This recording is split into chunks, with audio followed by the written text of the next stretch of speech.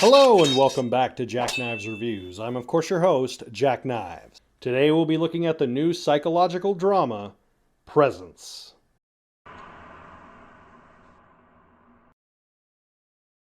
The Paynes family, Mother Rebecca, Father Chris, Tyler, and Chloe, move to a house that is inhabited by a poltergeist. Chloe seems to be able to vaguely communicate with the presence that lingers in the house.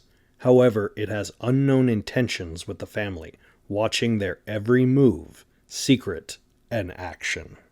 This movie was directed by Steven Soderbergh, who has a somewhat mixed bag filmography. He made the Ocean's trilogy, Aaron Brockovich, Kafka, but he also made Magic Mike and Contagion and some other not great movies. But I feel with this movie, he actually really hit it out of the park. I went into this expecting something that, unfortunately, I think the marketing did wrong. It presented it in a horror aspect when it's not really a horror movie.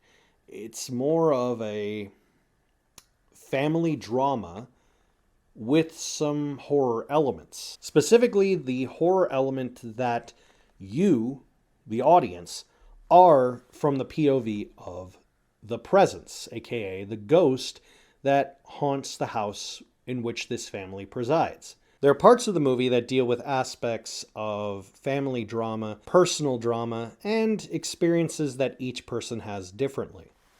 It truly feels like you are a fly on the wall, experiencing a family's turmoils, what they're hiding, their secrets, and things of that nature, which kind of does add a level of discomfort that may unsettle some audiences. Despite Lucy Liu having top billing from her fame, she's not really adding too much to the story. She's a little more of a character who's in the house, but not necessarily the main focal point.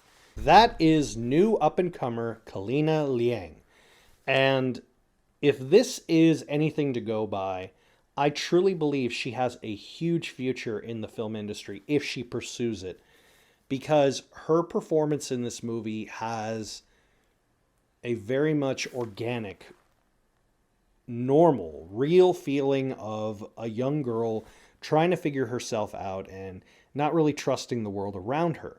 But she's willing to allow this presence to talk to her or to interact with her.